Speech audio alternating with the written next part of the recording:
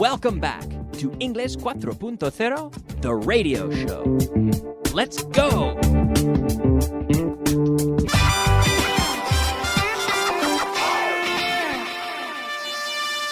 Advanced. Hello and welcome back to class number 97. The advanced portion of the class here, and getting started with a review of what we saw in class number 96. We were talking about approximating numbers by using the structure just over and just under.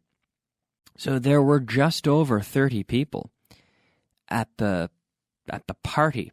So let's say there were 32 people at the party last Friday, and you say, hey, how many people were there at the party? Well, there were just over 30 people. There were just over 30 people there. Oh, not bad. Similarly, if there were 29 people, 28, we could say, oh, there were just under 30 people there.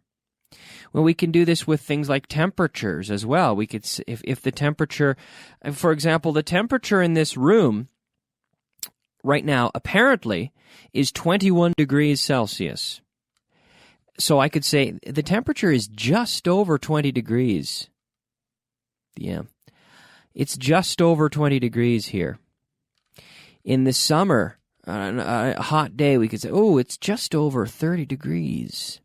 Well, actually, that wouldn't be such a hot day in Madrid now, would it? But in Canada, that would be a very hot day. It's just over 30 degrees. Whew. Nice. Okay. So now it's just over 20 degrees.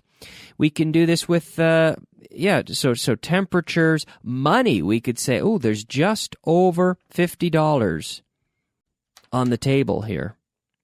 There is just over $50 on the table. So imagine 34,899 people attended the match. 34,899 people attended the match. You could say just under 35,000 people attended the match. Yeah, 34,899. Okay, so it's 101 short, but close enough. Notice how I use the word short, like faltaba. We were short. We could say if you're adding up a bill. Let's say you're in the restaurant, and a bill comes to. You have a group of people, and the bill comes to 150 euros. People start putting in money. We count it up. And we say, okay, everybody, we're 12 euros short. Can everyone put in another euro or two?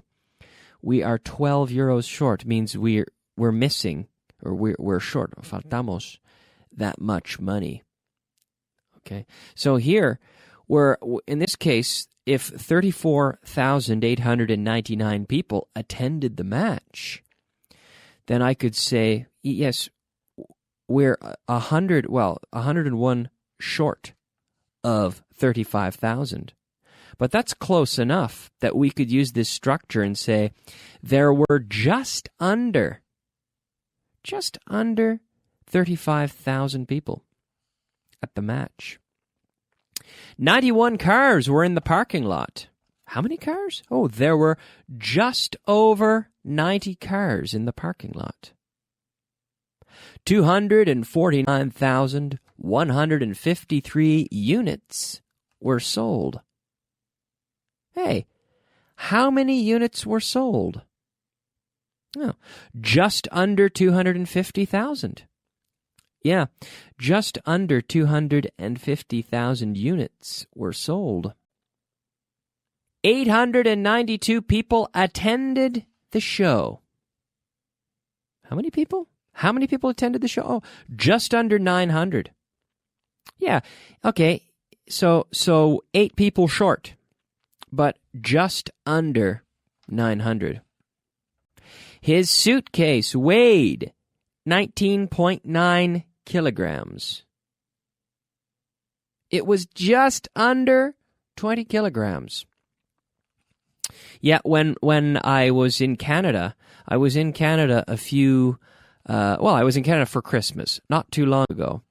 And when I was coming back, I had to weigh my suitcase. I put it on the scale to weigh it. And when I weighed my suitcase, it was just over the limit. And the woman said, "This is just over the limit. You're going to have to take something out." So I actually opened my suitcase on the scale, and I started taking things out. And until it was just under the limit. And when it was just under the limit, well, I zipped it back up and I took it on. Fortunately, my parents were with me, so I gave them some things to take back to their house, including, sadly, my skates, my ice skates. Because I like to go skating. In Canada, I go skating a lot in the winter, and even here in Madrid, I sometimes go to the Palacio de Hielo to go ice skating. Patinando sobre hielo, ice skating. And I was bringing my skates back. That was my plan, to bring my skates back to Spain so I could skate with them here. And, well, I had to make a decision. I had to prioritize. So I decided that the skates, they weighed too much. I had to take them out. So imagine 42 cars were stuck in traffic. How many cars were stuck in traffic? Just over 40. 71 pounds was consumed. How much was consumed? Oh, just over 70 pounds. The baby weighed 3.1 kilograms. How much did the baby weigh? Just over 3 kilograms. Yeah. 3 kilograms, yeah. So that's about 6.6 pounds, a little bit more, 6.7 pounds, maybe 3.1. Yes, in Canada, we would measure the weight of a baby in pounds. We tend to measure weight in North America in pounds. Even though officially in Canada, we officially use the metric system, we still talk about our weight, the weight of people, our weight. We talk about with using pounds. Now, the doctor would weigh me and keep my record in kilograms. But then I would tell my friend, "Oh, I weigh 160." And we'd be talking about pounds, not kilograms, because I certainly don't weigh 160 kilograms. Right? But I think I weigh, at Christmas time, I weighed myself. I don't weigh myself very often. But I did weigh myself at Christmas time, and I think I weighed about 65 pounds. 163 or so pounds, I believe. Yeah. Anyhow, in the last class, we also saw, we were practicing with the future perfect tense. A tense that it's nice to have the opportunity to practice this tense because it's not one that we use every day, but it's good to be aware of it. And once we have an understanding of the present perfect and the past perfect and how those tenses work, and then the future with will, it's just a combination of that. It's something that is logical. And once you have this understanding of how these tenses work, it's logical that this one, how we form this one. So we were practicing with the structure by the time. So I was saying, will you have read all the notes by the time the month is over? And you can say, give me an affirmative answer. Yes, Kyle, I will have read. I will have read all the notes by the time the month is over. Will we have finished by the time he arrives?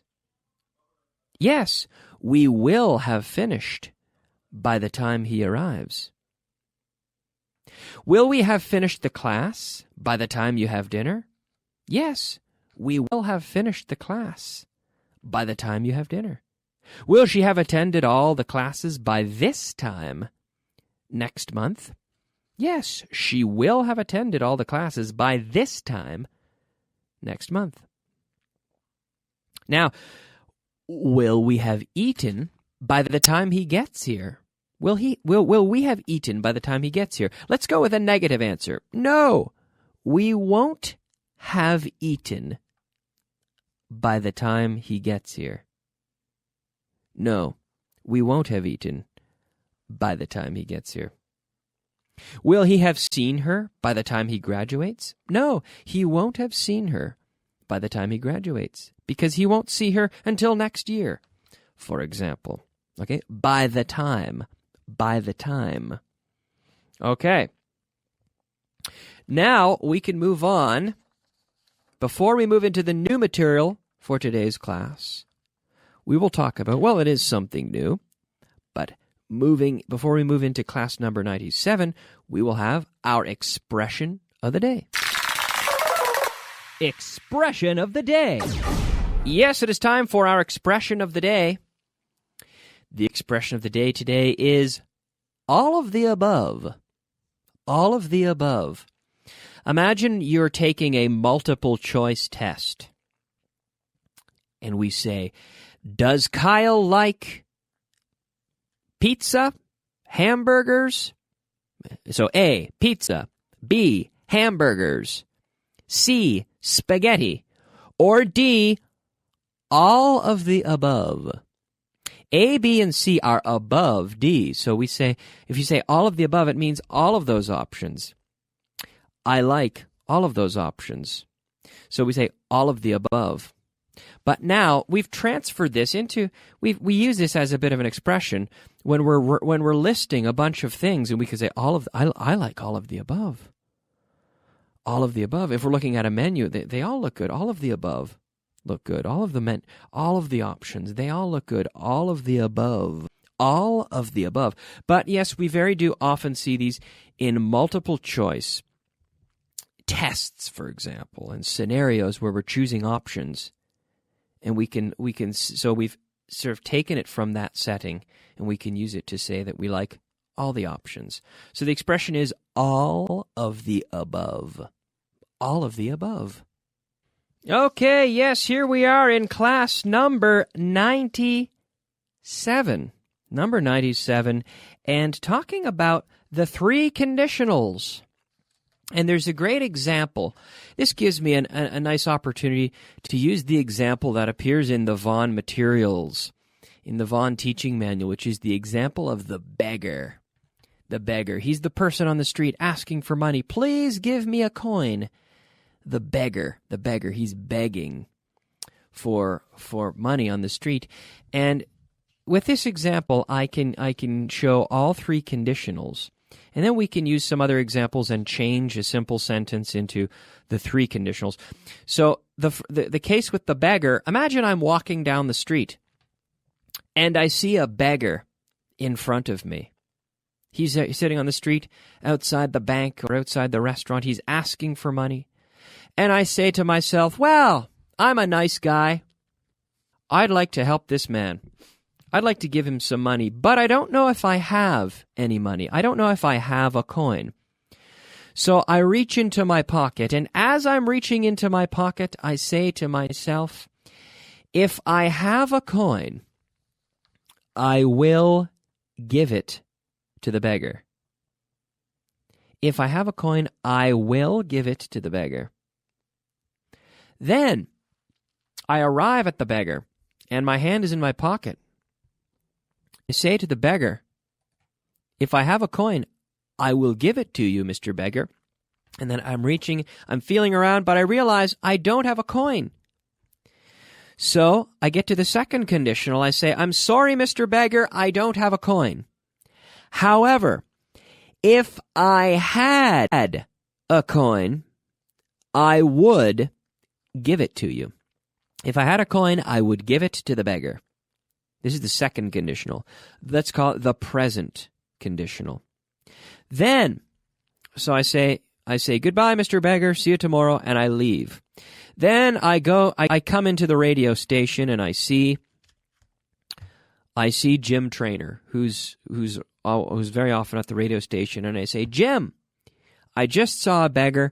I wanted to give him a coin, but I didn't because I didn't have one. However, If I had had a coin, I would have given it to the beggar. If I had had a coin, I would have given it. If I had a coin, I would have given it. Now, it seems a little bit funny that had, because it's always if subject had participle, would have participle. Okay, in the third conditional. It seems funny because we have had. This is because, by coincidence, the main verb is the verb to have, and the participle is had, so had. However, if it's another example, I could say, if I had eaten the sandwich, I would have been ill, for example. But if I had a coin, I would have given it to him. Similarly, we can reverse the condition and the conditional and say, I would have given him the coin if I had had one. Okay? Now we have another example here in your student guide. If it's nice tomorrow, I'll eat a sandwich in the park. Okay. Then when tomorrow comes, it's raining, and I say, oh man, it's raining. I can't eat my sandwich in the park. If it were nice today, I would eat my sandwich in the park. Yep. So then, thinking about yesterday, if it had been nice yesterday, I would have eaten my sandwich in the park. Okay? Now we can take a normal sentence and convert it. For example, the present conditional. If I were taller, I would play basketball. If I were taller, I would play basketball. Now imagine you're talking to a little boy. He's 4 years old, and he says, I want to play basketball on a competitive team when I'm older. And you could say, well, if you are tall, you will play basketball. Okay, if you're tall, you'll play basketball. And then imagine my grandfather, who is 5'2", says to me, Kyle, why didn't I ever play basketball? And I said, well, you're too short. You are too short now, and you were too short when you were younger. If you had been shorter, you would have played basketball. Okay? Now, we're running out of time, I've noticed, so I want to move on to talk about the vocabulary of the day. Let's do this. Vocabulary of the day. Yes, it is time for the vocabulary of the day, our 5 words of vocabulary. Enseguida is the first word, which is promptly. I have to end the show promptly because we're running out of time. Monedero. Purse. Purse. Now, this is a female, something that women have, a purse. We could have a little. Now, the purse is really the bag that goes over their. A woman's bag. It's like shoulder bag that women have that carry all their things in. But a change purse, we could say the word purse or a little change purse, which I suppose is monedero, for just carrying coins. We can call that a purse as well, or a change purse. Ocurrente. Listo. Perspicaz. Quick-witted. Quick-witted. Quick-witted. Desatender. No cumplir. To neglect. To neglect. Abrumar. To overwhelm. Overwhelm. I am overwhelmed by how fast this class has gone by. I'm completely out of time. I have to finish. We will look at translation list number 27 tomorrow, I promise. Please tune in. It's going to be a good one. See you soon. Bye-bye.